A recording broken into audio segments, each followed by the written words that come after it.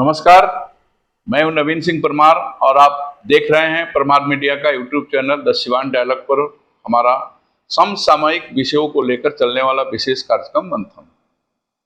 आज मंथन में हमारे मेहमान हैं जाने माने शिक्षाविद, पत्रकार, समसामयिक विषयों के सामाजिक, राजनीतिक हर क्षेत्र के एक विश्लेषक के रूप में जिन्हें हम जानते हैं, डॉक्टर गणेश दत्त पाठक जी। पाठक जी, स्वागत है आपका हमारे मंथन के इस विशेष एपिसोड में। आज मंथन में हम एक अलग विषय को लेकर के आए हैं और वह विषय बिहार का बहुत ही चर्चित विषय है। यूं कहें तो आजादी के बाद से ही बिहार को लेकर के ये बातें अलग अलग नामों से चलती रही हैं और विशेषकर 2010 में जब बिहार के उस समय के तत्कालिक मुख्यमंत्री जो आज भी मुख्यमंत्री हैं नीतीश कुमार जी ने एक विशेष मुद्दा उठाया कि बिहार को विशेष राज्य का दर्जा मिलना चाहिए। ये बातें झारखंड जब अलग हुई तब से ही हो रही थी, लेकिन नीतीश जी ने 2010 में इसको प्रमुखता से उठाया और अपना मिशन बनाया। तो पहले तो हम ये अपने आज के मेहमान जो शिक्षाविद हैं और इन्हीं सब विषयों पर देश की युवा पीढ़ी का समय समय पर मार्गदर्शन करते हैं, जो देश के समसामयिक मुद्दे होते हैं, क्योंकि सर के जो छात्र हैं वो देश के सबसे बड़े प्रशासनिक सेवा यूपीएससी की तैयारी करते हैं और सर उनका ऑनलाइन क्लास लेते हैं। तो आज हमने सर को विशेष रूप से आमंत्रित किया है इस विषय को लेकर के कि बड़ा ही संवेदनशील मुद्दा है। सर, विशेष राज्य का दर्जा, ये जो शब्द है विशेष राज्य का दर्जा, इसका अर्थ क्या होता है सर? बेसिकली एक आजकल समावेशी विकास की परिकल्पना चल रही है, उसमें यह है कि सबका विकास है। ठीक है, तो निश्चित तौर पर आज देश में कई सारे राज्य हैं जो कि विकास के पायदान में कहीं बहुत आगे हैं। कुछ राज्य हैं जो कि अपने कुछ परिस्थितियों के कारण, कुछ समस्याओं के कारण पीछे। तो कैसे उनको समान एक धारा में लाया जाए, एक स्तर पर लाया जाए कि जो अविकसित राज्यों को विकसित किया जाए, इसके लिए विशेष राज्य की संकल्पना आई कि विशेष श्रेणी का दर्जा दिया जाए किसी कुछ राज्यों को। ये बेसिकली 1969 में जो 5वां वित्त आयोग था उसकी ये सिफारिश थी। उसमें ये था कि कुछ उन्होंने मानदंड बनाया था, उस मानदंड में जो राज्य आता है उसको हम विशेष राज्य का विशेष सहायता का प्रावधान किया गया उनके लिए। तो उसमें जो मानदंड रखा गया था उस मानदंड में था कि जैसे या तो पहाड़ी इलाका हो या कम जनसंख्या घनत्व हो या वहाँ पे जनजातीय जनसंख्या का बहुत ज्यादा घनत्व हो। ठीक है, उसके अलावा वो कोई पड़ोसी देश की सीमा से जुड़ा हुआ देश राज्य हो। ठीक है, उसके अलावा आर्थिक या आधारभूत संरचना वहाँ जो है वो काफी पिछड़ी स्थिति में हो, या कोई ऐसा राज्य है जिसके लिए कि उसका जो राज्य के वित्त की जो प्रवृत्ति है वो बहुत ही चिंताजनक है। तो उन राज्यों को विशेष राज्य का दर्जा देकर उन्हें विशेष सहायता देने का प्रावधान किया गया। ये उद्देश्य यही था कि जो कम विकसित राज्य हैं उनको समान जो धारा है देश के विकास की जो धारा है उसके साथ को सम्मिलित किया गया। तो बिहार को विशेष राज्य का दर्जा मिलना चाहिए, मांग बराबर मतलब उठाया जाता है। वैसे राजनीतिक दलों के द्वारा नीतीश कुमार जी लगातार उठा रहे थे और अभी बजट के बाद नीतीश जी इस मुद्दे पर चुप है। उनका कहना है कि सरकार ने बहुत सारी सुविधाएं दी हैं बिहार को। अभी विपक्ष के लोग, कांग्रेस, राजद, ये लोग अब विशेष राज्य के दर्जा की मांग के लिए बहुत सारी बातें कर रहे हैं, सदन में संघर्ष कर रहे हैं, सड़क पर भी संघर्ष करने की बात कर रहे हैं।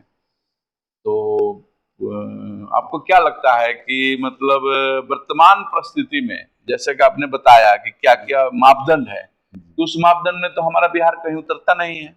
नहीं, उसमें जो एक मानदंड है जी, ठीक है, एक मानदंड जैसे तेलंगाना को दिया गया था जी, ठीक है, तो तेलंगाना किसी पड़ोसी राज्य से नहीं जुड़ा हुआ, पहाड़ी इलाका भी नहीं है।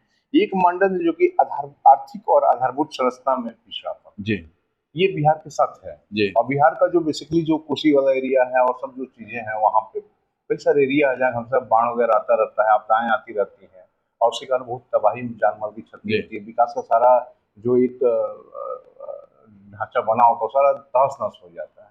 तो वो है कि उस पर किया जा सकता है, उस पर अगर राजनीतिक इच्छा शक्ति हो। लेकिन सवाल ये है कि भारत सरकार के साथ की समस्या है, अगर बिहार को देंगे तो फिर कई सारे राज्य और भी आगे आ जाएंगे, भाई हमारा भी कम है, हमारा तो किसको किसको देंगे। क्योंकि जब भी बिहार विशेष राज्य का दर्जा दिया जाता है, उससे बेसिकली होता है क्या कि जो केंद्रीय प्रेरित योजनाएं जो चलती हैं उसमें 90% उन लोगों को सहायता मिल जाए, वो अनुदान के रूप में मिल जाता है, ठीक है।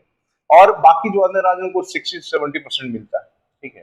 तो अब इसके कारण क्या होगा कि बहुत सारे लोग हैं जो कि आ जाएंगे सामने, तो भाई मान लीजिए सबको हम विशेष दर्जा दे ही देंगे, हर जगह कुछ राजनीतिक आकांक्षाएं जागृत हो जाएंगी, तो इसको पूरा करना बड़ा मुश्किल हो जाता है।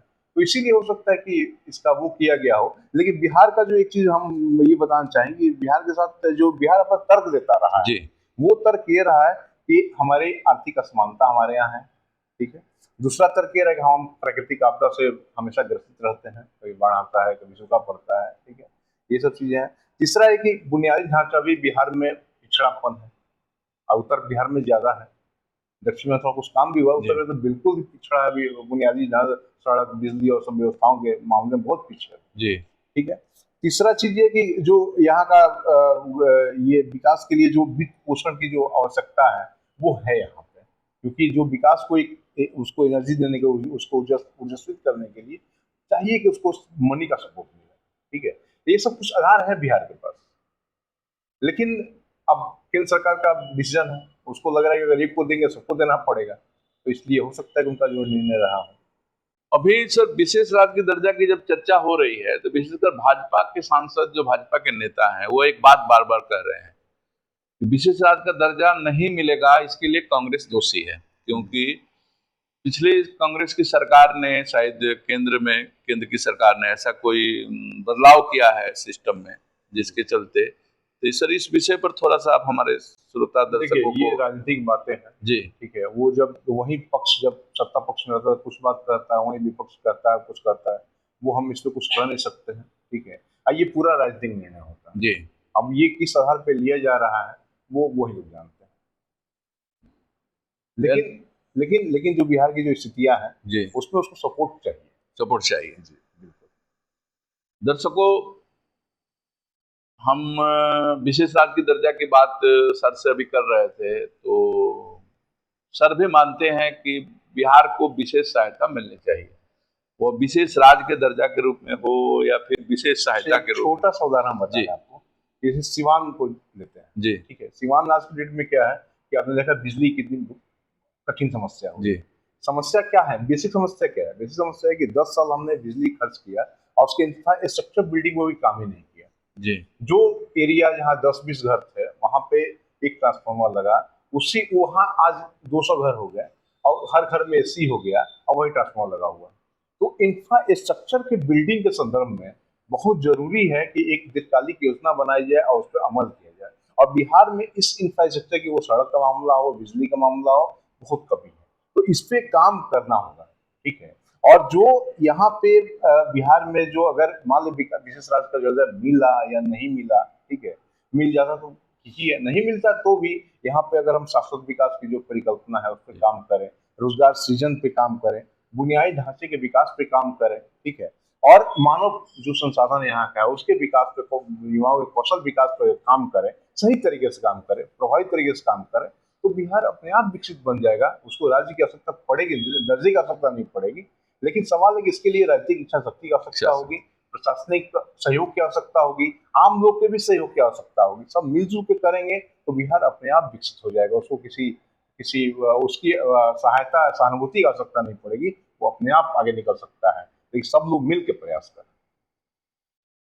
जैसा कि आप सुन रहे थे, हमारे विशेषज्ञ डॉक्टर गणेश दत्त पाठक जी का एक वाक्य का जो आकलन है वह है कि अगर हमारे अंदर की इच्छा शक्ति जागृत हो, वह सबकी, वह प्रशासन चलाने वाले नेताओं की, प्रशासन चलाने वाले प्रशासनिक अधिकारियों की, और हम वोट दे करके जो वोट दे करके नेता चुनते हैं, ऐसे हम सारे मतदाता और आम जनता की, अगर हम तीनों लोगों की राजनीतिक इच्छा शक्ति, सामाजिक इच्छा शक्ति, ये सारा इच्छा शक्ति अगर जागृत हो तो हम बिहार को आत्मनिर्भर और विकसित बिहार बना सकते हैं। तो आज के इस मंथन की इस एपिसोड में बस इतना ही। हम अगले एपिसोड में किसी अलग विषय को लेकर के आएंगे। सर को भी हम दोबारा आपके बीच लेके आएंगे एक अलग विषय को लेकर के, और कुछ विषयों को हम लोगों ने तय किया है, कुछ विषय हम आपके सुझाव पर तय करेंगे। और हमारा ये प्रयास होगा कि मंथन का एपिसोड बराबर किसी न किसी विषय को लेकर के, किसी न किसी विशेषज्ञ के साथ मंथन का एपिसोड आपके बीच लेके आया जाए। हमारा यह कार्यक्रम आपको कैसा लगा आप निश्चित रूप से बताएं। और आपने अगर हमारे चैनल को सब्सक्राइब नहीं किया है तो सब्सक्राइब कर दें। और आप जहां भी रहें स्वस्थ रहें, मस्त रहें, सिवान डायलॉग देखते रहें। और आज के हमारे विशेष मेहमान डॉक्टर गणेश दत्त पाठक जी को बहुत बहुत धन्यवाद कि आपने समय निकाला हमारे लिए। मित्रों नमस्कार, मिलते हैं फिर किसी अगले एपिसोड में।